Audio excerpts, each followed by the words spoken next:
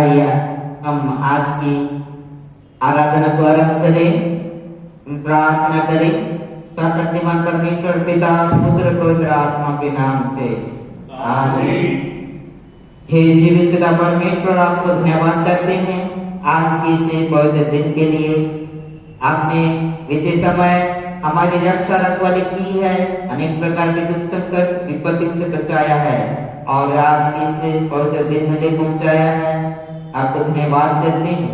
हम प्रार्थना करते हैं इससे आगमन के दिन के लिए जो हम आराधना कर पाते हैं और आराधना के लिए पिता परमेश्वर प्रार्थना करते हैं अगुवाई के लिए पवित्र आत्मा से हम सबको भर दीजिए ताकि आपकी आराधना स्तुति महिमा कर सके और इस आगमन काल में हम अपने हृदय में आपको ग्रहण कर सके हमारे प्रभु यीशु क्रिस्त के द्वारा आमीन।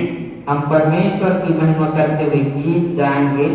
गीत संख्या 29 पहला, दूसरा और अंतिम पद हम गाएंगे।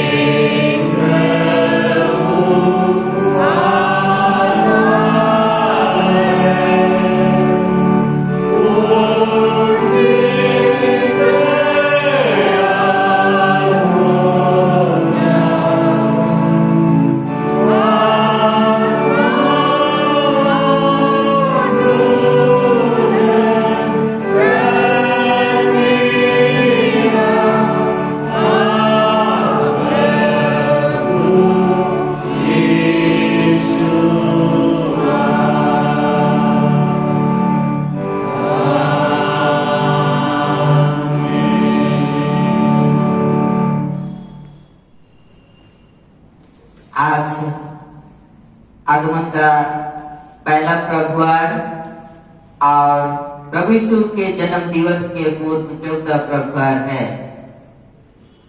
धन्य है वे दास जिन्हें स्वामी आकर जागते पाए। प्रभु यीशु क्रिस्त का अनुग्रह, परमेश्वर पिता का प्रेम और पवित्र आत्मा की सहभागिता आप सबों के साथ रहे और आपके साथ भी। हम शुद्धता की प्रार्थना एक साथ कहें। हे सर्वशक्तिमान परमेश्वर, तेरे समुद्र तू सबके दासों को जानता है और तुझसे कोई भी छिपा नहीं है।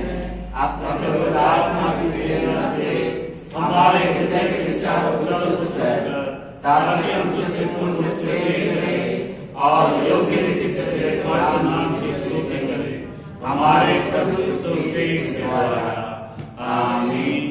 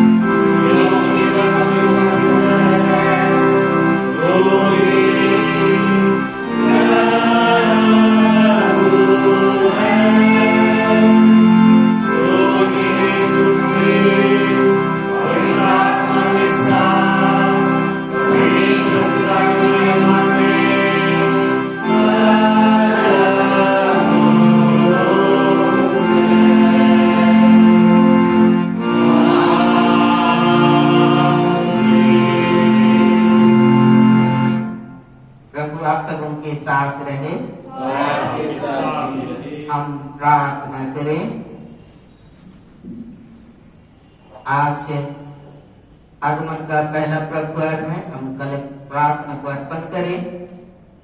हे सर्वशक्तिमान परमेश्वर, हमें यह अनुग्रह दे कि अभी इस नश्वर जीवन में जिसमें तेरा पुत्र यीशु क्रिस्त बड़ी नम्रता के साथ हमारे बीच लाने आया था, हम अंधकार के कामों को त्याग कर ज्योति के शास्त्र धारण करें, ताकि अंतिम दिन जब वह अपने महिमापूर्ण प्रताप से जीवितों और मृतकों का न्याय करने को आए, तब हम अविनाशी जीवन के लिए जी उठें। उसी के द्वारा जो तेरे और पवित्र आत्मा के साथ एक परमेश्वर आप और सदा जीता और राज्य करता है।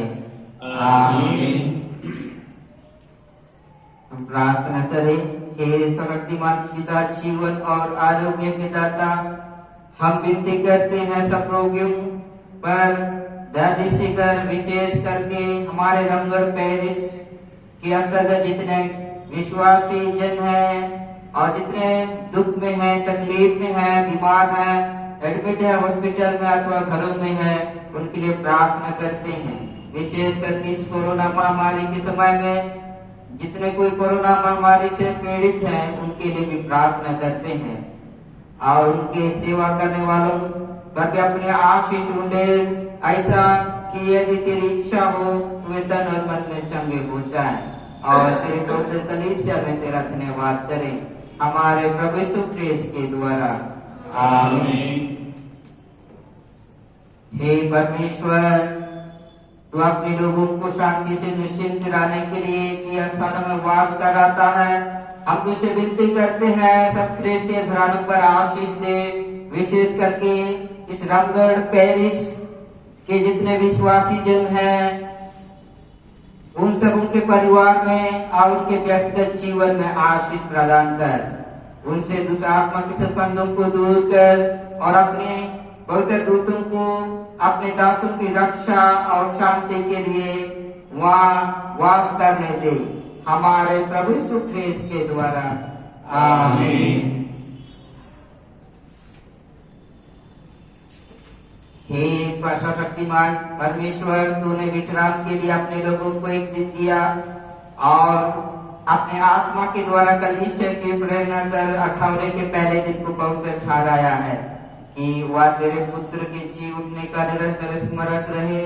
हमें अपने इस पवित्र दिन का सम्मान करना सीखा और यह अनुग्रह दे कि हम उसे ऐसा प्रयोग करें कि तन और मन में विश्राम, शांति और नया बल पाकर हम अपने जीवन के सब दिन तेरी सेवा विश्वासता से करते रहें, उसी हमारे प्रभु यीशु क्रिस्त के द्वारा। आमीन। हे परमेश्वर, तूने सब जाति के मनुष्यों को एक ही लहू से सारी पृथ्वी पर वास करने के लिए उत्पन्न किया और अपने धन्य पुत्र को इसलिए भेजा कि जो दूर हैं और निकट हैं दोनों को मेल का प्रचार करे, या वर दे कि इस देश के सब लोग तुझे टटोल कर पाए। और हे स्वर्गीय पिता, उस प्रतिज्ञा को स्वीकार पूरा कर जो तूने की है कि मैं सारे मनुष्यों पर अपना आत्मा दे दूंगा, हमारे तरह यीशु ख्रिस्त के द्वारा। आमीन। इस समय धर्मशास्त्र से पाठ वचन सुनेंगे। आज का पहला पाठ है यशायाह नबी की पुस्तक 64 अध्याय 1-2 पद और 4 से 8। यशायाह नबी की पुस्तक 64 अध्याय 1-2 4 से 8। भला हो कि तू आकाश को फाड़ कर उतर आए और पहाड़ तेरे सामने कांप उठे, जैसे आग झाड़ झंकार को जला देती या जल को उबालती है, उसी रीति से तू अपने शत्रुओं पर अपना नाम ऐसा प्रकट कर कि जाति जाति के लोग तेरे प्रताप से कांप उठे। 4 से लेके 8 पद तक। क्योंकि प्राचीन काल में से तुझे छोड़ कोई और ऐसा परमेश्वर ना तो कभी देखा गया और न कान से उसकी चर्चा सुनी गई, जो अपने बाट जोड़ने वालों के लिए काम करे। तू तो उन्हीं से मिलता है जो धर्म के काम हर्ष के साथ करते और तेरे मार्गों पर चलते हुए तुझे स्मरण करते हैं। देख, तू क्रोधित हुआ था क्योंकि हमने पाप किया। हमारी यह दशा तो बहुत समय से है, क्या हमारा उद्धार हो सकता है? हम तो सब के सब अशुद्ध मनुष्य कैसे हैं और हमारे धर्म के काम सब के सब मैले चितलों के समान हैं। हम सब के सब पत्ते के समान मुरझा जाते हैं और हमारे अधर्म के कामों ने हमें वायु के समान उड़ा दिया है। कोई भी तुझसे प्रार्थना नहीं करता, ना कोई तुझसे सहायता लेने के लिए चौकसी करता है कि तू तुझसे लिपटा रहे, क्योंकि हमारे अधर्म के कामों के कारण तूने हमसे अपना मुख छिपा लिया है और हमें हमारी बुराइयों के वश में छोड़ दिया है। तो भी हे यहोवा, तू हमारा पिता है। देख, हम तो मिट्टी हैं और तू हमारा कुम्हार है। हम सब के सब तेरे हाथ के काम हैं। यह परमेश्वर का पवित्र वचन है। परमेश्वर का धन्यवाद हो। भजन संहिता के लिए बंडी खड़े हो जाएं।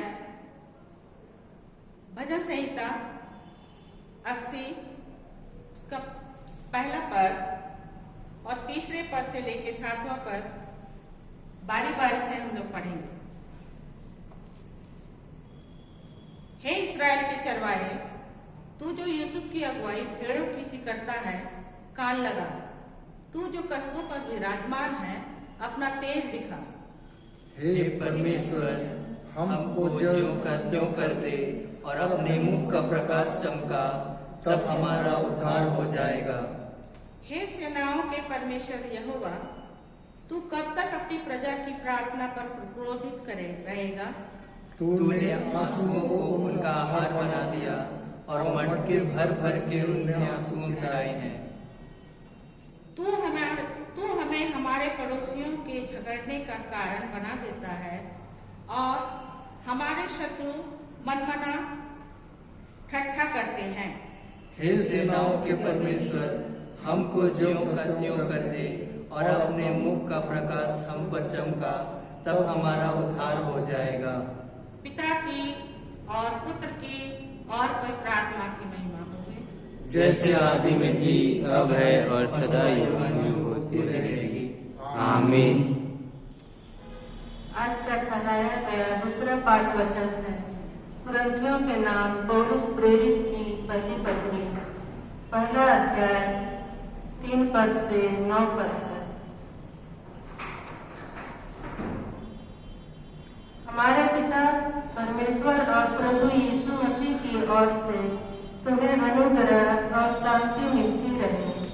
मैं तुम्हारे विषय में अपने परमेश्वर का धन्यवाद सदा करता हूँ, इसलिए कि परमेश्वर का यह अनुग्रह तुम पर मसीह यीशु में हुआ कि उसमें होकर तुम हर बात में अर्थात सारे वचन और सारे ज्ञान में धनी किए गए, कि मसीह की गवाही तुम में पक्की निकली, यहाँ तक कि किसी वरदान में तुम्हें घटी नहीं और तुम हमारे प्रभु यीशु मसीह के प्रकट होने की बात जुड़ते रहते हो।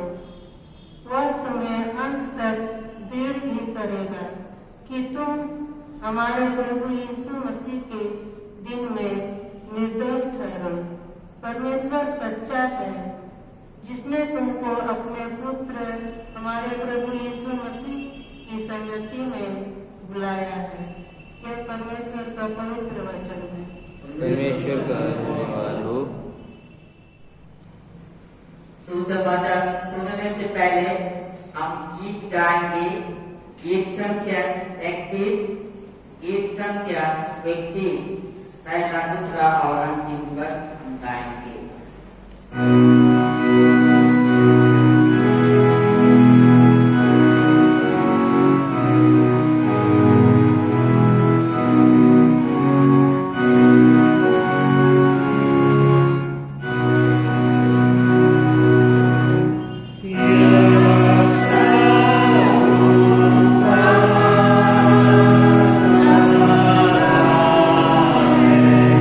Yeah.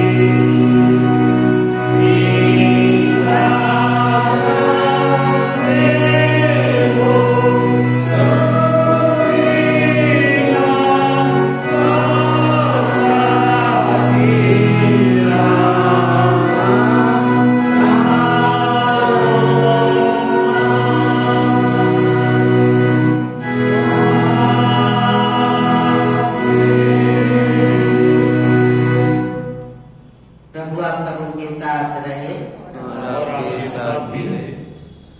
संत मरकुस रचित सुसमाचार उसके 13 अध्याय में लिखा है और 28 पद से सुसमाचार आरंभ होता है। हे प्रभु यीशु क्रिस्त तेरी महिमा हो। संत मरकुस 13 अध्याय 28 पद से आगे।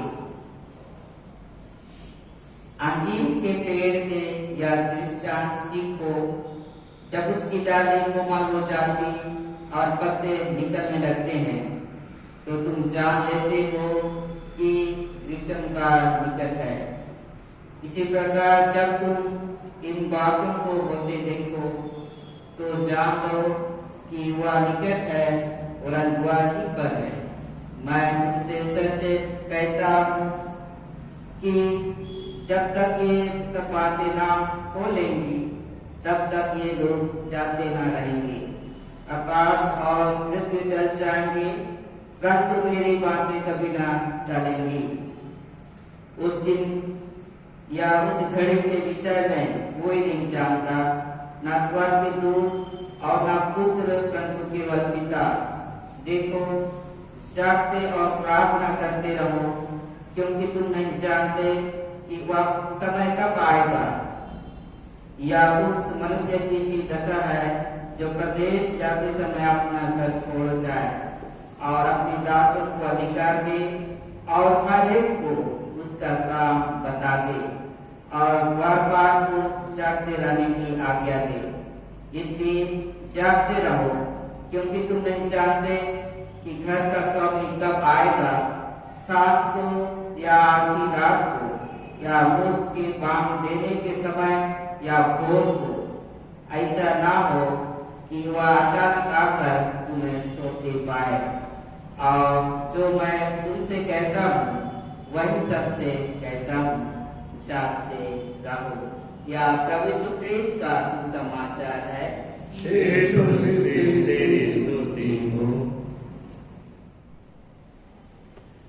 जंगल में एक पुकारने वाले का शब्द हो रहा है कि प्रभु का मार्ग तैयार करो, उसकी सड़कें सीधी करो। सर्वशक्तिमान पिता, पुत्र और पवित्र आत्मा के नाम में आमीन। प्रार्थना करें। दयालु अनुग्रहकारी सर्वशक्तिमान पिता परमेश्वर, तेरी बड़ी दया के कारण आज हम में से प्रत्येक प्राणी तेरे प्रिय पुत्र के उस महान त्याग के द्वारा जीवित और अनंत जीवन का भागी होने के लिए तेरे द्वारा बुलाया गया है। पिता परमेश्वर, तेरी बड़ी कृपा के कारण आज हम में से प्रत्येक उसके द्वितीय आगमन की तैयारी में अपने अपने मन और हृदय को साफ सुथरा करके, अपनी आत्मा में सुदृढ़ होकर के तेरी इस आराधनालय में आज के आगमन के इस प्रभुवाद में तुझसे विनती प्रार्थना करते हुए, तेरा स्तुति गान करते हुए और तुझसे आशीष अनुग्रह प्राप्त करने के लिए कि वर्ष भर हम तेरी इच्छा अनुसार चले, हम तेरे समक्ष उपस्थित किए गए हैं तेरी पवित्र इच्छा के कारण। हे पिता परमेश्वर, प्रार्थना है कि हम अपने पवित्र आत्मा की अगुवाई के द्वारा हम में से प्रत्येक को तेरे प्रिय पुत्र के उस महान उद्देश्य को समझने और उसके आगमन से लेकर के हमारे उद्धार तक के विषय को हम में से प्रत्येक की बुद्धि में डालने के लिए तो हमें अपने दिव्य उपस्थिति प्रदान करते हुए एक एक जन को तैयार कर, ताकि पिता परमेश्वर इस आगमन की ऋतु में हम अपने अपने मन और हृदय में तेरे प्रिय पुत्र के आगमन को पूरी भांति से ग्रहण कर सके। उसी हमारे प्रभु यीशु क्रिस्त के द्वारा, आमीन। मसीह में मेरे प्रिय रामगढ़ पेरिस परिवार, वर्ष भर की उन सारी बातों को स्मरण करते हुए अब हम हमारे इस ईसाई कैलेंडर के अनुसार ये जो लिटरजिकल ईयर होता है, जो प्रारंभ होता है और जिसके द्वारा हम नए जंत्री पाठ को फॉलो करना चालू करते हैं, वो दिन आज से चालू हो गया है। आप सबों को बहुत बहुत प्रभु यीशु मसीह में आप सबों के लिए धन्यवाद होता है, जिस प्रकार पवित्र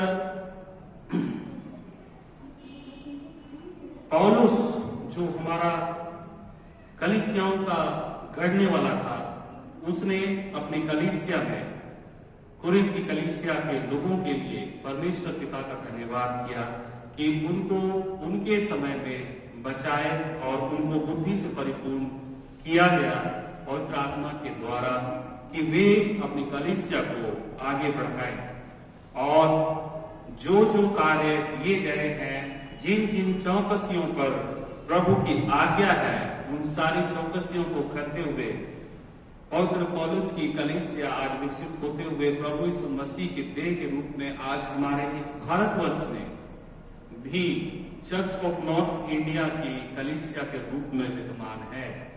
मसीह में मेरे अति प्रियो, हम आगमन की ऋतु में प्रवेश कर चुके हैं, अपने उन पिछले दिनों की सारी यादों को लिए हुए कि जितना हमने कष्ट सहा, जितना हमने परीक्षाएं दी हैं और जितना हमें आशीष प्राप्त हुआ है, इन सभी का लेखा जोखा हमारे पास में है। उनको लेकर के हम इस नए वर्ष में, प्रभु के कलीसिया के इस नए वर्ष में हम प्रवेश कर चुके हैं।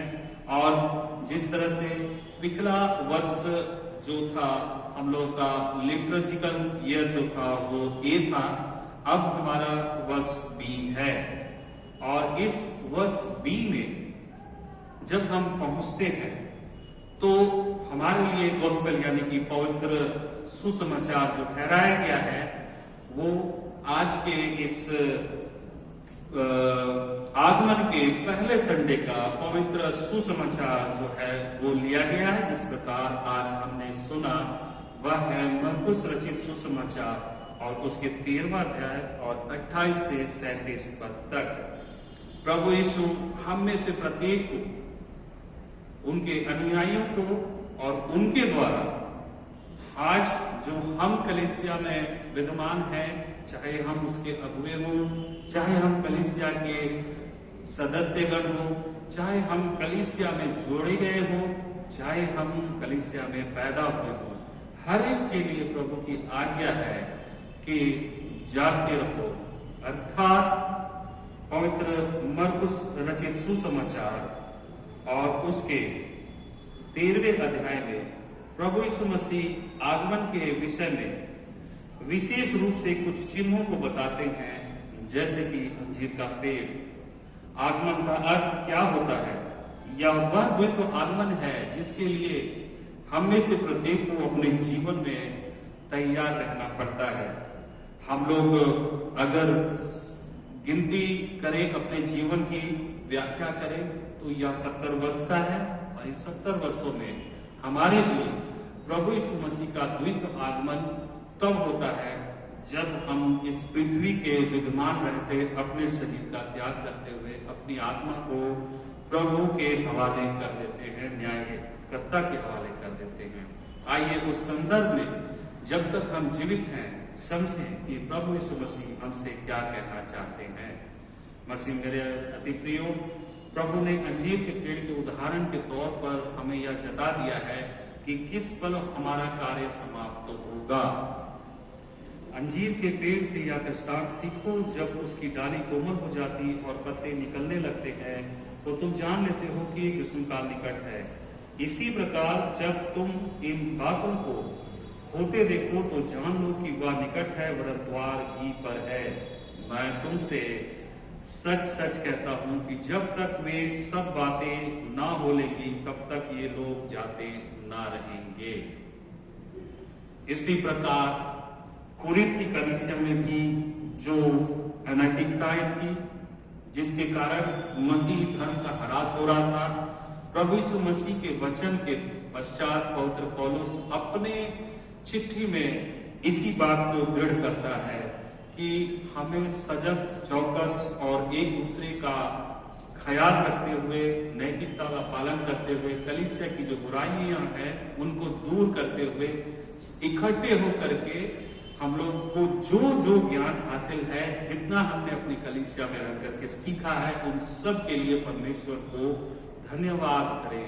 और इसके साथ साथ हमारे त्राता प्रभु यीशु मसीह के शुभ संदेश को जो प्रेम से बंधा हुआ है, एक दूसरे में बांटे और सदा जागरूक रहें और मिलके और एक होकर के कार्य करें, ताकि हमारी पवित्र कलीसिया, जिसे प्रभु ने स्वामी के रूप में हमें दिया है, प्रभु यीशु मसीह ने जब हमें अपने पवित्र लहू से मोल लिया और हमारे लिए बद्ध हुआ, हमारे पाप निवारण के लिए जब वो बद्ध हुआ, तो उसने हमें पाप से मोल लिया और हमारा कर्तव्य हमारे पुरखों ने निभाया। अब हमारी बारी है, क्योंकि हम इस वर्तमान काल में हैं, जो कि नैतिकता, अनैतिकता, धर्म, अधर्म, सत्य और मिथ्या और अनेक प्रकार के विचारों से पूरी तरह से भर चुकी है। मसीह के आगमन में हमें व्यक्तिगत रूप से अपने जीवन के समाप्त होने से पूर्व अपनी आत्मा को शुद्ध पवित्र करके तैयार रखना है, जिसके लिए दो बातें हमारे जीवन में अति आवश्यक है, जिसको प्रभु हमें सरलता से कहते हैं, जागते रहो। दो शब्द, जागते रहो। जागते रहने का तात्पर्य हमारे लिए कलीसिया परिवार और कलीसिया के अंतर्गत हमारा जो उत्तरदायित्व है, उसके विषय में प्रभु यीशु मसीह हमसे कहते हैं, जागते रहो, क्योंकि वो सर्वशक्तिमान है और उसने अपने सर्वशक्तिमान होने के द्वारा ही पूरे मनुष्य जाति का उद्धार किया, लेकिन बद्ध होने वाले मेमने की तरह चुपचाप सह करके। और यदि प्रभु यीशु मसीह की इस थ्योरी, इस सिद्धांत को हम अपनाते हैं कि हम लोग पूरे विनय पूर्वक अपने कार्यों को पूरा करें, एक दूसरे के ऊपर हम लोग चढ़ाई ना करें, यदि नैतिकता हमारी जीवित रहे, यदि हमारे मन के भावों में परहित की विशेषता हो, तो हम आगमन में प्रवेश कर चुके हैं।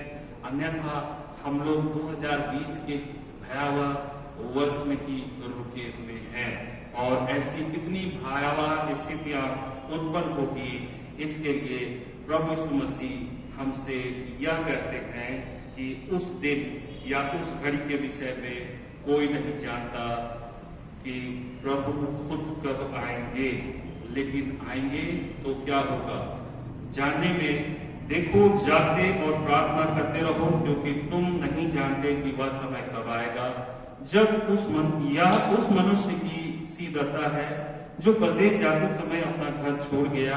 अर्थात प्रभु यीशु मसीह अभी परदेश कह रहे हैं, यानी कि वो देश जहां हमें हमेशा के लिए रहना है, वहां बहुत से स्थान हैं, उन्होंने कह दिया है और वो हमारे लिए स्थान तैयार कर रहे हैं। यानी कि हमारी मृत्यु के बाद, शारीरिक मृत्यु के बाद हमारा आत्मिक जीवन परमेश्वर पिता की महिमा करते हुए उसी स्थान में सदा के लिए होता रहेगा। और हर एक को उसका काम बता दिया था उस मनुष्य ने, यानी कि प्रभु यीशु ने हमें भी अपना काम बता दिया है और द्वारपाल को जागते रहने की आज्ञा दी। जो हमारे धार्मिक अगुवे हैं, उनको जागते रहने की आज्ञा दी गई है कि वे हमारे संविधान, हमारी नैतिकता, हमारे धार्मिक मूल्य को जागते हुए उसकी सुरक्षा करें। इसलिए हर एक को जब यह आज्ञा दी गई है तो प्रभु हमसे कहते हैं, इसलिए जागते रहो, क्योंकि तुम नहीं जानते कि घर का स्वामी कब आएगा, सांझ को या आधी रात को या मुड़ के बांध देने के बाद या भोर को। ऐसा ना हो कि वह अचानक आकर तुम्हें सोते हुए पाए। और जो मैं तुमसे कहता हूं कि वही सब कहता हूं, जागते रहो। मसीह मेरे अति प्रियो, प्रभु अपने इन शुभ वचनों के द्वारा हमें सीधाई से एक एक का अपने परिवार और अपनी कलीसिया में कर्तव्य को बताते आता है कि किस प्रकार से पूरी नैतिकता के साथ सच्चाई में और आत्मा में होकर के हम एक दूसरे के संग प्रेम में बंधे रहे और अपने प्रभु के आने का इंतजार इस ढंग से करें जैसा कि आज हमारे लिए जंत्र पाठ अनुसार या विशेष विषय रखा गया है। जब हम अपने नए कलीसियाई वर्ष में वर्ष बी में हम लोग प्रवेश कर चुके हैं। विषय है ख्रिस्त के आगमन के लिए सजग पूर्ण प्रतीक्षा करना। सजग पूर्ण मतलब जागते रहो का अर्थ यही है कि हम सदैव जागे रखें अपने आप को, अपनी आत्मा को, अपने मन और हृदय को शुद्ध करके, पवित्र करके परहित के लिए सारे कार्यों को पूर्ण करें, ताकि जब प्रभु हमें लेने आए उस समय को हम में से कोई भी व्यक्ति नहीं बता सकता कि कब होगी, जब तक कि हो ना जाए, जब तक कि ये लोग जाते ना रहे। यानी कि प्रभु में मेरे प्रियो कितने असंतुष्ट होकर के इस दुनिया को छोड़ करके अपने सांसारिक जीवन को छोड़ करके चले गए, लेकिन हम में से प्रत्येक को प्रभु ने आज बचाए रखा हुआ है। विशेष करके वर्ष भर के उस कोरोना महामारी के प्रकोप से जो पूरे 9 महीने हम लोगों ने झेला है और अभी भी यह खतरा टला नहीं है। मसीह में मेरे अति प्रियो, कोरोना महामारी के विषय में ही प्रभु यीशु मसीह हम में से प्रत्येक से ये बातें कहते हैं कि उस समय क्या हो जाएगा, किस प्रकार से सूर्य का जो प्रकाश है वो जाता रहेगा, टोटल पृथ्वी में हाहाकार मच जाएगा, आकाश की शक्तियां हिलाई जाएंगी, तारे टूट टूट करके गिरेंगे। और इस तरह से आज हम इन चीजों को कहीं कहीं प्रैक्टिकली भी होते देख रहे हैं और कहीं कहीं लोग इसको समझ भी पा रहे हैं कि पृथ्वी हमें क्या इशारा कर रही है। ग्लेशियर्स पिघल रहे हैं, समुद्र के जो किनारे हैं वो डूब रहे हैं, इंसानों द्वारा बसाई गई बस्ती क्षण भर में चकनाचूर होके धरातल में समा जाती है, भूडोल होते हैं, भूस्खलन होते हैं। कोरोना महामारी की जैसी बड़ी विपदा अभी तक चालू है और इन सारी बातों में यदि हमारे मनाने वाले को हम स्मरण ना करें तो फिर यशायाह भविष्यवक्ता की पुस्तक उसके 64वें अध्याय और उसके 1 से 2 पद और 4 से 8 पद को हम अवश्य पढ़ लें, जो आज हमें पवित्र पाठ वचन में सुनाया गया है। वहां भी इस यशायाह भविष्यवक्ता की पुस्तक में इस संदर्भ को इसलिए लिया गया क्योंकि प्रभु का मार्ग जो है, प्रभु के आने का समय भले ही 700 वर्ष पूर्व हमारे जीसस क्राइस्ट, हमारे प्रभु यीशु मसीह के जीवन को यदि हम देखते हैं कैलेंडर ईयर्स में, तो जीसस क्राइस्ट के प्रभु यीशु मसीह के जन्म से 700 वर्ष पूर्व यशायाह भविष्यवक्ता ने मुख्यतः न्यायकर्ता के इस पृथ्वी में आने की चर्चा की है और वो कितना शक्तिशाली है और उसके कितने कार्य हैं और वो क्या है, इस विषय को आज हमने पढ़ा। यशायाह ने प्रभु के शक्तिशाली वैभव सहित आगमन की भविष्यवाणी की है। मनुष्यों का परमेश्वर से मिलाव हो, इसलिए परमेश्वर से निवेदन भी किया है कि हम प्रभु परमेश्वर की हाथ से निर्मित किए गए हैं, हम मिट्टी है, परमेश्वर हमारा कुम्हार है। यानी कि भले ही हम इस पृथ्वी के तत्वों द्वारा निर्मित किए गए, लेकिन हाथ जो लगा है वो हमारे पिता का लगा है। यदि हमारा पिता पर अधिकार है तो इसलिए है क्योंकि हम उसके द्वारा भेजे गए उसके पुत्र की महिमा इस कारण कर पाते हैं कि हम अपने आप में सही हैं, धर्मी हैं, नैतिकता से भरे हुए हैं। हमारी धार्मिकता के कारण लोग हमसे खुश रहते हैं और प्रेरणा लेकर के खुद भी धार्मिकता को अपनाते हैं। इस तरह से जब हमारी एक आभा दूसरों तक बढ़ती है और दूसरे भी हमसे प्रेरित होकर अच्छा काम करते हैं तो प्रभु की कलीसिया मजबूत होती है, उसकी दुल्हन सजती है और इसका इनाम हमें अनंत जीवन के रूप में मिलता है, क्योंकि हम जागते रहते हैं। मसीह में मेरे अति प्रियो, जागते रहने का समय केवल एक डेट नहीं है 29 नवंबर 2020, क्योंकि यदि हम 29 नवंबर 2020 को हम लोग पकड़ेंगे तो जनवरी पाठ में आप देखिएगा कि यह हमारी उत्तर भारत की कलीसिया का स्थापना दिवस भी 29 नवंबर 2020 को है। हमारे जनवरी पाठ में बड़े ही ध्यान पूर्वक यदि हम उसका कवर पेज को देखेंगे तो इसमें छोटा नागपुर डायसिस उत्तर भारत की कलीसिया और उसमें लिखा हुआ है स्थापित 23 मार्च 1890। लेकिन हमारा छोटा नागपुर डायसिस किसी एक दिन में स्थापित नहीं हुआ है।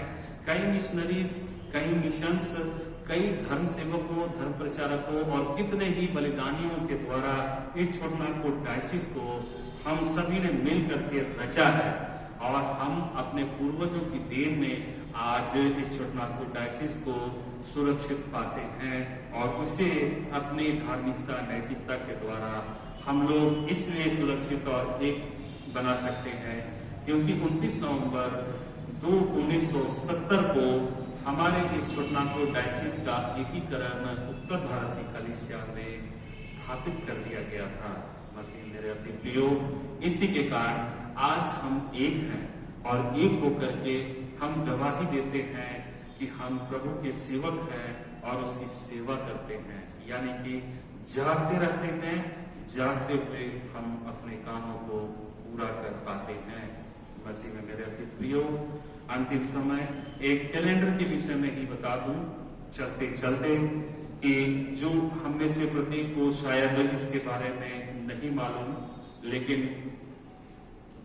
इसको रखना मैं ज्यादा उचित समझता हूं क्योंकि इसके कारण और अनुसार हम लोग कलीसियाई ऋतुओं को समझ सकते हैं और उसका आज पहला दिन है। हमारे कलीसियाई कैलेंडर का आज पहला दिन है। आज से हम आगमन में प्रवेश कर चुके हैं और हमने अपने मन और हृदय को उसके लिए तैयार किया है कि जब प्रभु हमारे अंदर में जन्म ले तो उस समय जिस तरह से हमने अपने घरों का चूना कुचाड़ा साफ सफाई सब कर लिया, वैसे ही प्रभु परमेश्वर हमारे मन और हृदय के साफ आंगन में, साफ कुटिया में, उस साफ चरनी में जन्म लेगा और हम एक दूसरे के साथ मिल करके प्रभु परमेश्वर की इस महान कृपा का धन्यवाद करेंगे जो कि हमारा एक समझते होगा और इसके साथ साथ हम लोग आगे बढ़ेंगे। आज एडवेंट यानी कि आगमन है, इसके बाद एक्समस होता है और एक्समस के बाद में हम लोग एपिफानी में पहुंचते हैं। एपिफानी के बाद में हम लोगों का जो दूसरा आता है वो ऑर्डिनरी टाइम रहता है। ऑर्डिनरी टाइम बिताने के बाद में जो फरवरी के मिडिल या थोड़े बाद तक का रहता है समय, उसके बाद हम लोग प्रवेश करते हैं लेंट में।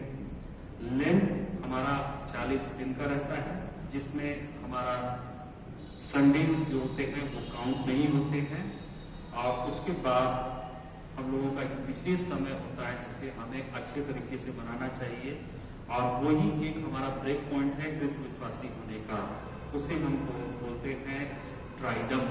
ट्राइडम यानी कि वो 3 दिन जब प्रभु यीशु मसीह हमारे लिए शैतान और संसार से लड़ते हुए हमारे लिए अपना प्राण देते हुए फिर से उसको पुनर्जीवित किया और उस पर अब शैतान का कोई अधिकार नहीं रहा, लेकिन उसके द्वारा दी गई, उसके लहू से सींची गई वाचा को हम लोग आज तक पालन करते आए हैं और उसके बाद हम लोग ईस्टर में प्रवेश करते हैं।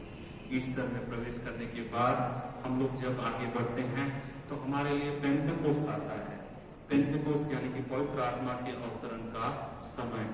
उसके बाद हम लोग ऑर्डिनरी समय बिताते हैं जो कि अभी कल तक था, और फिर से नया एडवेंट आ जाता है। इस तरह से हमारा यह कैलेंडर चलता है, और इसमें इसे बताने का तात्पर्य यह है कि हम इसको सुविधा अनुसार अपने सांसारिक सैक्रामेंटों के लिए, जैसे शादी ब्याह, बपतिस्मा, डेडीकरण और अन्य चीजों की तैयारी और प्लानिंग कर सकते हैं।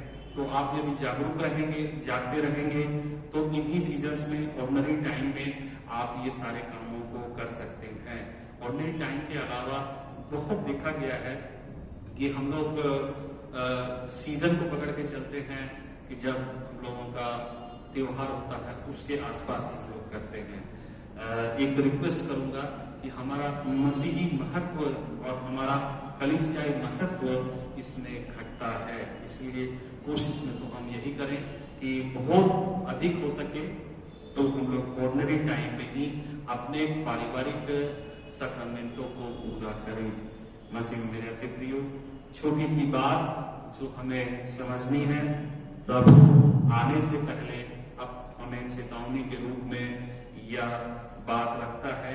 परिवार और कलीसिया के प्रति बड़ी जिम्मेदारी के लिए हम सबों को जागते रहने की आवश्यकता है, यानी कि सजग होकर के अपनी पूरी जिम्मेदारी को निभाते हुए हम जब मृत्यु को प्राप्त करें तो हमें एक चैन की मृत्यु प्राप्त हो कि ये जो क्षण भर का जीवन है यहाँ का, इसको हम लोग त्यागते हुए अनंत जीवन के लिए बड़े ही शक्तिशाली रूप में, जिस प्रकार प्रभु यीशु मसीह बादलों में से होकर के आएगा और न्याय करेगा, तो हमारे मृत्यु के टाइम में भी वो बादलों में से होकर के आएगा और हमारी शुद्ध और पवित्र आत्मा को अपने घर ले जाएगा, जिसको वो तैयार कर रहा है हम सबों के लिए। आइए आगमन को हम अपने मन और हृदय में पूरे साफ सुथरे ढंग से सजाएं और अपनाएं, एक दूसरे के संग मिलकर के प्रभु के आगमन के लिए सदा जागते रहें। आइए हम प्रार्थना करें।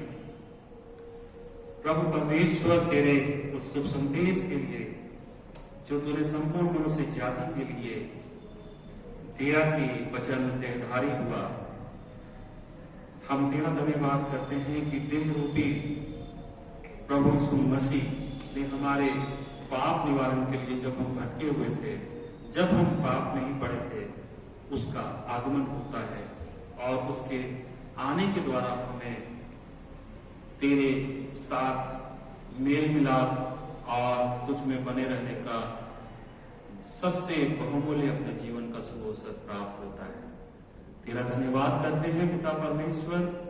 हे प्रिय परमेश्वर, हम में से प्रत्येक अपने बल बुद्धि ज्ञान से परिपूर्ण कर कि हम अपने मन की गहराइयों में झांक करके एक एक सफाई को पूरा करें, अपने आत्मा को पवित्र आत्मा की प्रेरणा से परिपूर्ण करें, उसे शक्ति प्रदान करें कि वो तेरी इस पवित्र कलीसिया और तेरे दिए गए सारी जिम्मेदारियों को पूरा करने में अपने जीवन में सदा जागता रहे। हमारा आत्मा सदा तुझे स्वीकार्य हो, यही प्रार्थना हम तुझसे करते हैं हमारे प्रभु यीशु ख्रीस्त के द्वारा, आमीन। आइए हम खड़े होकर प्रेरितों का विश्वास वचन को एक साथ अंगीकार करें। हम एक साथ कहें, मैं सर्वशक्तिमान पिता स्वर्ग और पृथ्वी के सृष्टिकर्ता परमेश्वर पर विश्वास करता हूँ। मैं उसके इकलौते पुत्र हमारे प्रभु यीशु ख्रीस्त पर विश्वास करता हूँ। वह पवित्र आत्मा के सामर्थ से गर्भ में आया और तुम्हारी वजह से जन्मा। उसने उसके शासन में दुख होगा, वह क्रूस पर चढ़ाया गया, मरा और गाड़ा गया और मृतकों को उतरा। तीसरे दिन वह जी उठा, वह स्वर्ग पर चढ़ गया और पिता की दाहिनी ओर विराजमान है। वह जीवितों और मृतकों का न्याय करने के लिए आया। मैं पवित्र आत्मा पर, पवित्र सार्वजनिक कलीसिया पर, संतों की संगति, पापों की क्षमा, देह के पुनरुत्थान और अनंत जीवन पर विश्वास करता हूँ। आमीन। समय सूचनाएं सुनने के लिए मंडली बैठ जाए। रामगढ़ पेरिस परिवार के लिए विशेष सूचना इस प्रकार है, जो हमारे आगमन से लेकर के 9 वर्ष तक के लिए आप सबों को अभी सुनाया जाता है। और इसके साथ साथ यह नोटिस आपके व्हाट्सएप में, रामगढ़ पेरिस के व्हाट्सएप में भी डाला जाएगा। साथ ही आप सबों को इसकी पूर्व सूचना, हर एक कार्यक्रम की पूर्व सूचना एक कार्ड, जो एक्सप्रेस कार्ड होता है, उसमें छपा हुआ एक्सप्रेस कार्ड के रूप में भी आप लोगों को प्राप्त हो जाएगा। इस सूचना में जितने भी कार्यक्रम होने वाले हैं वो पूरे पेरिस परिवार के लिए हैं और वो इस प्रकार है। आगमन दिनांक 29/11/2020 को इस दिवस में प्रातः 8 बजे ख्रिस्त दीव रूपांतरण उपासनालय में प्रभुभोज का अनुष्ठान किया जाएगा। और इससे संबंधित जो दिशा निर्देश कोरोना महामारी के दौरान है वह यह है कि जितनी कुर्सियां चर्च के अंदर लगी रहेंगी वो सारी कुर्सियों में आपको यदि स्थान प्राप्त होता है तो आप बैठें, अन्यथा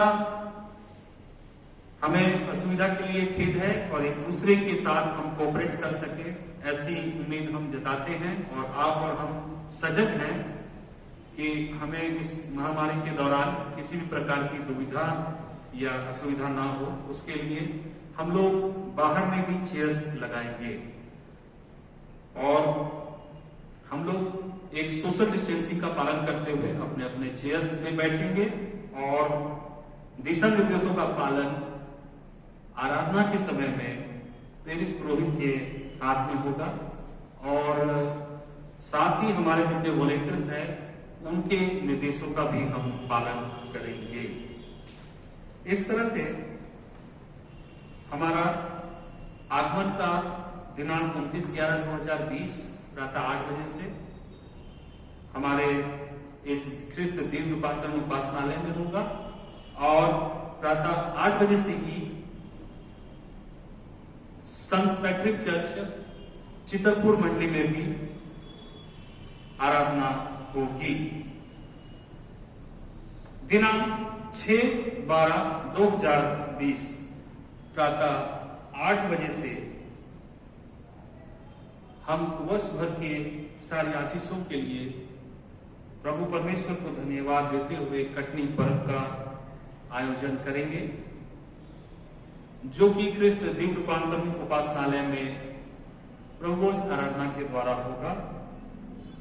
इस दिन हमें विशेष सावधानियां बरतते हुए एक दूसरे के संग संयम व्यवहार बरतते हुए जो कुछ भी हमारे रीति रिवाज हैं, जैसे सेलिंग होता है, कटनी के चढ़ावे का जो सेलिंग होता है उसमें भी हम एक दूसरे से बिल्कुल सटे नहीं, इसका इंतजाम भी हमारे वॉलंटियर्स करेंगे और हम लोग थोड़ा संयम बरतेंगे चीजों के लिए।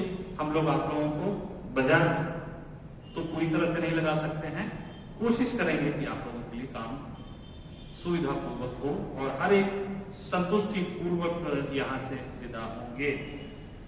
दिनांक 7/12/2020 संध्या 4 बजे से कैरोल्स की आराधना प्रारंभ की जाएगी। पेरिस सभा सदस्यगण संग मिलकर के हमारे संस्थानों ने यह सुझाव दिया है, महिला समिति और DCYM ने, कि दिशा निर्देश जिस प्रकार से होगा उसका पालन पूरी जो है अनिवार्य रूप से किया जाएगा। तो इस संदर्भ में हमारे वॉलंटियर्स के रूप में महिला समिति और DCYM हमें सहयोग देंगे अपने अपने क्षेत्र में, जहां जहां हम लोग कैरोल्स रखेंगे। कैरोल्स की आराधना इस प्रकार होगी कि हम लोगों को ऑफिशियल जो परमिशन प्राप्त होगा प्रशासन से, वो पेरिस ऑफिस बेरर्स और क्लर्जीज के लिए होगा। हमारे डीकन, हमारे पेरिस पुरोहित, हमारे खजांची साहब और मैं सचिव आप सबों का हम केरोल्स की आराधना के लिए आपके मंडली जनों के पास उपस्थित होंगे और जिन जिन के घर में या आंगन में विशेष व्यवस्था होगी, जिनके पास ज्यादा स्पेस रहेगा कि सोशल डिस्टेंसिंग का पालन करते हुए हम लोग केरोल्स की आराधना कर सके, तो हम लोग बड़े ही सादगी से, बड़े ही सीधे साधे ढंग से हम लोग आप तक पहुंच करके क्रिस्त जन्मोत्सव की खुशियों को बांट सकेंगे और इसका सहूलियत हम लोग को एक दूसरे को प्रदान करना है। तो हम लोग उम्मीद करते हैं कि जिस जिस क्षेत्र में भी हम जाएंगे वहां के जो परिवारजन है वो आपस में सलाह मशवरा करके अपने जो अगुए हैं, हमारे इस पेरिस काउंसिलर्स या महिला समिति या डीसीवाई के लोग हैं, उनसे संपर्क करके इस बात की पूर्व सूचना दे देंगे ताकि हम लोग को इस केरोल्स की आराधना को संपन्न करने में हम लोगों को सुविधा हो सके। संध्या 4 बजे से रात्रि 8 बजे तक किसी खास 1 या 2 स्थान या कोई बीमार जो अपने घर से बाहर नहीं आ सकते हैं उनके घर तक पहुंच करके हम लोग केरोल्स की आराधना अवश्य करना चाहते हैं और आप सबों का सहयोग प्रार्थनीय है। दिनांक 17/12/2020 तक हम लोग लास्ट केरोल्स का समय दे रहे हैं, इसलिए आप सभी जितने भी वॉलंटियर्स हैं वो विशेष करके प्रोग्राम सूचित करें, हमारे पेरिस पुरोहित और डीकन को अवश्य सूचित करें, मुझे भी सूचित कर सकते हैं, खजांची साहब को भी सूचित कर सकते हैं और इसके द्वारा हम लोग अपना कार्यक्रम बना करके पहुंचेंगे। गैदरिंग, एक्समस गैदरिंग दिनांक 20/12/2020 को मनाई जाएगी और इस दौरान हमारे ख्रिस्त दूत उपासनालय में प्रातः 8 बजे से प्रभोज का अनुष्ठान होगा और बहुत ही सीमित संख्या में लोग यहाँ आएंगे या जितने भी आएंगे उनके लिए सहूलियत हम लोग करने की कोशिश करेंगे, बैठने का स्थान बनाने का। साथ ही साथ रिकॉर्डिंग जो है, रिकॉर्डिंग चलेगा इसका और प्रातः 8 बजे से ही प्रीमियर होगा एक्समस गैदरिंग का।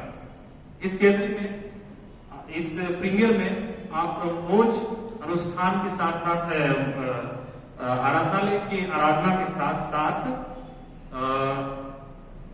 सारे रंगारंग कार्यक्रमों को भी आप देख पाएंगे एक साथ और इसमें कुछ झलकियां भी रहेंगी एक्समस केरोल्स की, थोड़ी सी खट्टी मीठी हंसी मजाक वाली सारी चीजें रहेंगी। तो एक्समस गैदरिंग का जो सेशन है सुबह 8 बजे से लेकर के दिन के 1 बजे तक हम लोग मनाएंगे। अपने अपने घरों में भी मना सकते हैं, लेकिन यहाँ आराधनालय में या चित्रपुर आराधनालय में हम लोगों को अभी किसी भी प्रकार का कोई कार्यक्रम खान पान का अभी तक आदेश या इजाजत नहीं मिला है प्रशासन से, इसलिए हम लोग यहाँ पर वो कार्यक्रम नहीं कर पाएंगे और ये असुविधा हमारी ओर से नहीं बल्कि कोरोना की तरफ से है और इसके लिए हम लोग आपसी सहमति से एक दूसरे का सहयोग करते हुए इन खुशियों को एक्समस गैदरिंग को हम लोग मनाते हैं। स्पेशल सर्विसेज जो मुख्य हम लोगों की आराधनाएं हैं वो इस प्रकार है। दिनांक 24/12/2020 को ख्रिस्त दूत रूपांतरण उपासनालय में संध्या 5 बजे से आराधना होगी और संध्या 5 बजे से ही संत पैट्रिक उपासनालय चित्रपुर मंडल में भी आराधना होगी और इसके साथ साथ यही आराधना 24/12/2020 की हमारी धन्यवादी आराधना जो है, जागरण आराधना जो है, ये उसका प्रीमियर ऑनलाइन में रात्रि 11:30 बजे से प्रसारित किया जाएगा। तो जागरण आराधना आप अपने घर में भी कर सकते हैं। एक्समस की आराधना, ख्रिस्त जन्मोत्सव की आराधना जो है दिनांक 25/12/2020 को इस बार पेरिस आराधनालय ख्रिस्त दीव रूपांतरण उपासनालय में प्रातः 8 बजे से रखी गई है। यह इस कारण रखा गया है क्योंकि लोगों की भीड़ बहुत जमा हो जाती है आराधना के दौरान ही। इसलिए हम जो ख्रिस्त विश्वासी जन हैं, अपने इस रामगढ़ पेरिस के सदस्यगण हैं, वो कृपया करके इस वर्ष सहयोग दें कि वो प्रातः 8 बजे से ख्रिस्त जन्मोत्सव की आराधना दिनांक 25/12/2020 के लिए यहाँ अवश्य उपस्थित हो, क्योंकि आप सबों के अलावा आने वाले आगंतुकों को भी संभालना एक बड़ी जिम्मेदारी है। इसलिए आप सबों का सहयोग प्रार्थनीय है। और यही यहाँ से 8 बजे की आराधना के बाद में प्रातः 10:30 बजे से चितरपुर मंडली में क्रिसमस की आराधना होगी दिनांक 25 दिसंबर 2020 को। इसके बाद दिनांक 31/12/2020 को वर्ष भर के धन्यवाद को, वर्ष भर के सारी आशीषों को स्मरण करते हुए हम धन्यवादी आराधना संध्या 5 बजे ख्रिस्त दीव रूपांतरण उपासनालय में और संध्या 5 बजे चितरपुर संत पैट्रिक उपासनालय में करने जा रही है। साथ ही साथ एक विशेष ऑनलाइन प्रीमियर जो YouTube में होगा, यह प्रीमियर रात के 11 बजे से आप सब इस धन्यवादी आराधना में सम्मिलित हो सकते हैं और नव वर्ष को आप वेलकम कर सकते हैं। दिनांक 1/1/2021 प्रातः 8 बजे से नव वर्ष की आराधना ख्रिस्त दीव रूपांतरण उपासनालय रामगढ़ पेरिस सेंटर में होगा और 10:30 बजे से संत पैट्रिक उपासनालय चितरपुर में होने की बात है। साथ ही साथ ऑनलाइन प्रीमियर जो होगा वो भी नव वर्ष का ऑनलाइन प्रीमियर दिनांक 1/1/2021 को प्रातः 8 बजे से होगा। इन सारे कार्यक्रमों की सफलता इस बात पर निर्भर करती है कि हम आपस में कितने सहयोग के साथ में और कितने मेहनत के साथ में, क्योंकि हमारे ऑनलाइन वाले भी बहुत मेहनत कर रहे हैं, उन्होंने ही हमारे इस जागरूकता को जो है नया आयाम दिया है और ऑनलाइन के माध्यम से हम लोग मैक्सिमम काम कर सके, ऐसी हमारी आशा है और प्रार्थना है। प्रभु परमेश्वर इस जाते हुए वर्ष में से हमें निकाल करके नव वर्ष में ढेरों आशीषों के साथ ले जाएगा। आप सभी का धन्यवाद। सुनने के लिए सूचना समाप्त हुई। हम परमेश्वर को धन्यवाद करते हैं आज के इस दिन के लिए। आज हमें आगमन में ले पहुंचाया है। हम आगमन का अपने मनों से, हृदयों से हम तैयारी करें और प्रभु यीशु मसीह को हम आने वाले समय में हम स्वागत कर सके। हम प्रार्थना करें अपने जीवन के लिए और अपने परिवार के लिए, और जितने बीमार हैं, दुखित हैं और जितने भी पढ़ते लिखते हैं बच्चे हैं, उनके लिए भी हम प्रार्थना करें। हम समस्त मानव जाति के लिए प्रार्थना करें और अपनी प्रार्थना को प्रभु यीशु ख्रीस्त के निरंतर निवेदन के साथ साथ अर्पित करें। हे पिता, हम प्रार्थना करते हैं कि समस्त संसार में न्याय और शांति स्थापित हो और प्रत्येक व्यक्ति भरपूर जीवन प्राप्त करे। हे दयावान प्रभु, हमारी प्रार्थना सुन। उन सब लोगों के लिए जो इस गांव नगर में रहते हैं, उन सब बातों को दूर करने के लिए जिनसे आपसी टूटल झगड़े होते हैं, और हमारे देश में सच्ची एकता की बढ़ती के लिए हे दयावान प्रभु, हमारी प्रार्थना सुन। उन सब लोगों के लिए जो कृषि उद्योग अथवा व्यापार में लगे हुए हैं, सब मजदूरों और कारीगरों के लिए, और उन सब के लिए भी जो अपनी सेवा से हमारी आवश्यकताओं की पूर्ति करते हैं। हे दयावान प्रभु, हमारी प्रार्थना सुन। अध्यापकों और छात्रों, वैज्ञानिकों, लेखकों और कलाकारों और उन सब व्यक्तियों के लिए जो अन्य लोगों के विचारों और भावनाओं को प्रभावित करते हैं। हे दयावान प्रभु, उन सब लोगों के लिए जो दुखी है, बेरोजगार है, भूखे प्यासे है, दरिद्र और दलित है, बीमार और परनाशन है, और उन सब व्यक्तियों के लिए जो ऐसे लोगों की सेवा और सहायता करते हैं। हे दयावान प्रभु, हमारी प्रार्थना सुन। हमारे तथा अन्य देशों के सब शासकों के लिए, विशेषकर हमारे राष्ट्रपति, प्रधानमंत्री, इस राज्य के राज्यपाल और मुख्यमंत्री, और उनके लिए भी जो लोगों पर किसी प्रकार का अधिकार रखते हैं। हे दयावान प्रभु, हमारी प्रार्थना सुन। संपूर्ण मसीही समाज की एकता और मेल मिलाप के लिए और समस्त संसार में उनकी गवाही और सेवा कार्य के लिए, हे दयावान प्रभु, हमारी प्रार्थना सुन। भारत में तेरी समस्त कलीसिया के लिए, उसकी परिषदों तथा अगुओं, विशेषकर हमारे प्रमुख धर्माचार्यों, दक्षिण भारत की कलीसिया के प्रमुख धर्माचार्यों और मार्तोमा कलीसिया के मेट्रोपोलिटन, हमारे धर्माचार्य, हमारे पुरोहित और तेरी कलीसिया के सब अन्य धर्म सेवकों के लिए कि वे सच्चाई और लगन से तेरी सेवा करें।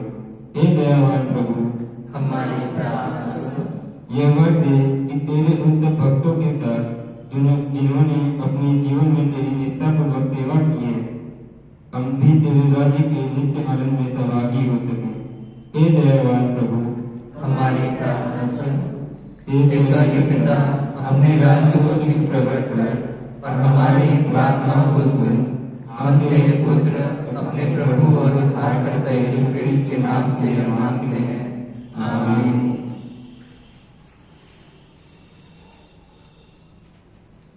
प्रिय भाइयों और बहन, हमारे प्रभु यीशु क्रिस्त ने कहा है, प्रभु हमारा परमेश्वर ही एकमात्र प्रभु है, और तू प्रभु अपने परमेश्वर को अपने संपूर्ण मन, संपूर्ण प्राण, संपूर्ण बुद्धि और संपूर्ण शक्ति से प्रेम कर।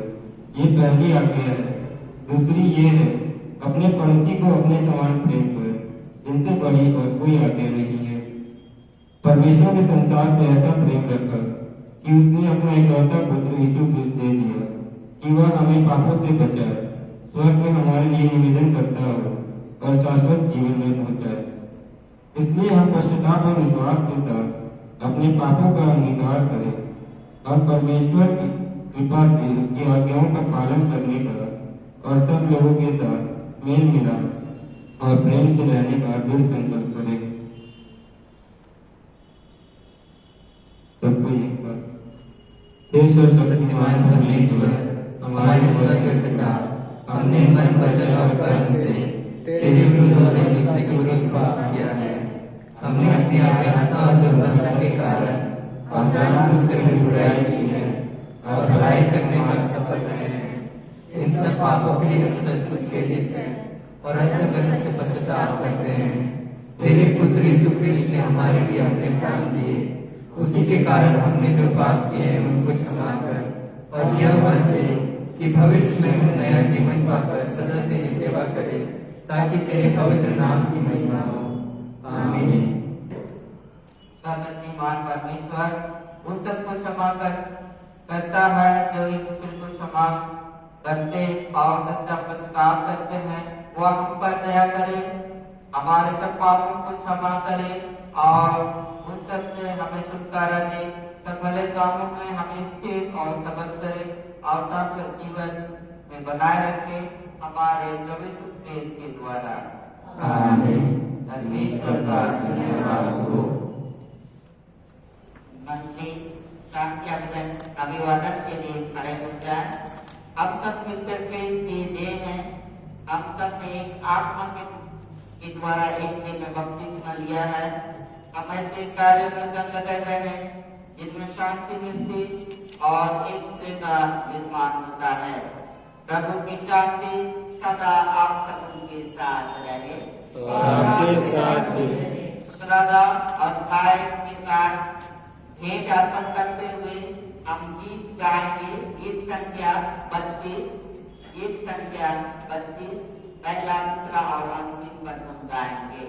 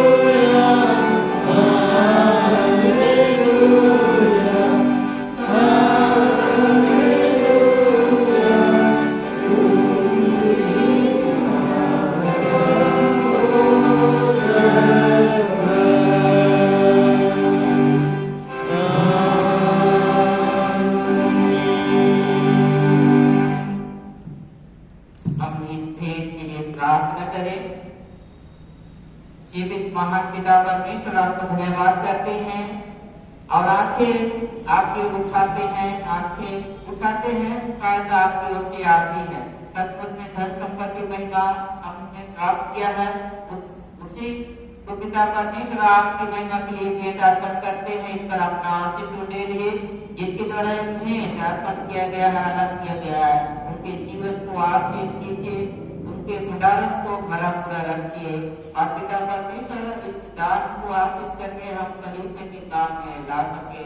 इसके द्वारा तेरी स्तुति महिमा हो हमारे प्रभु यीशु क्रिस्त के द्वारा, आमीन। हम प्रार्थना करें। हे जीवित पिता परमेश्वर, आपको धन्यवाद करते हैं आज के इस पवित्र दिन में, और हम प्रार्थना करते हैं कि आज आगमन का पहला रविवार है।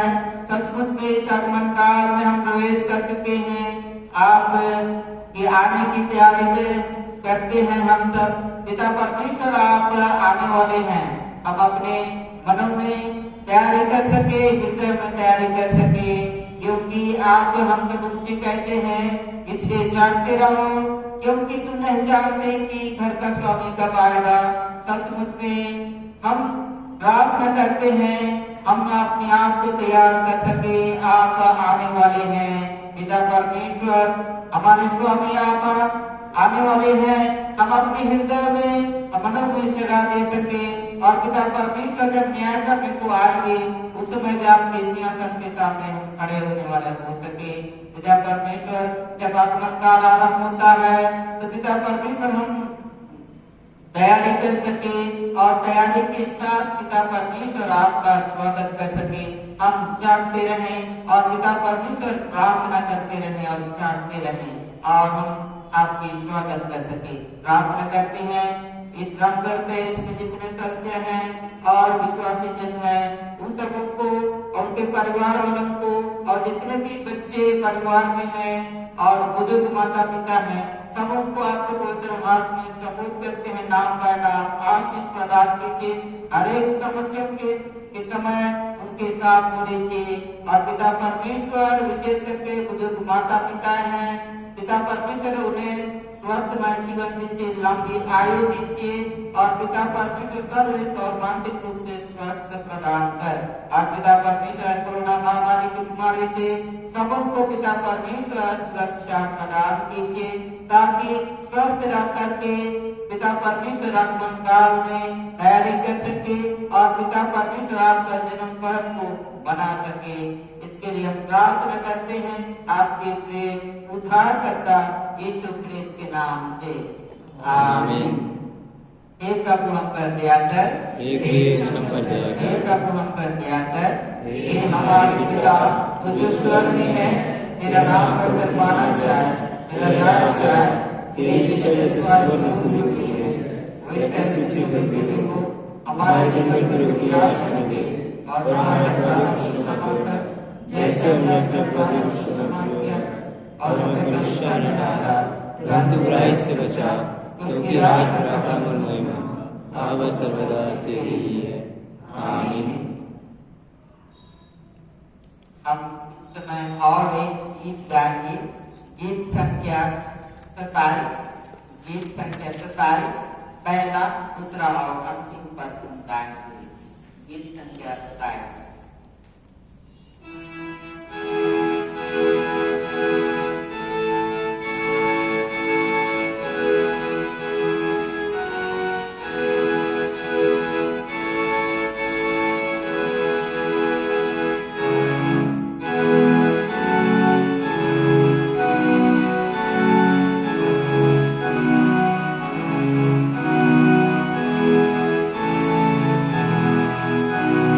Amen.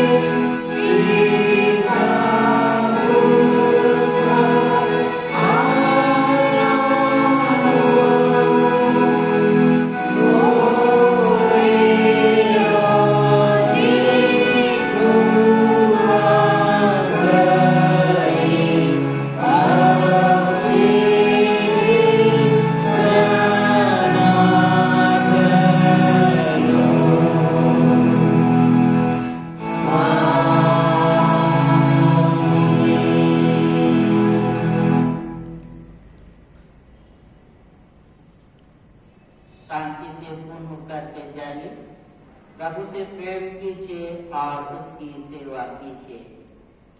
ख्रीस्त के नाम में आमीन। सबों को यीशु से यीशु से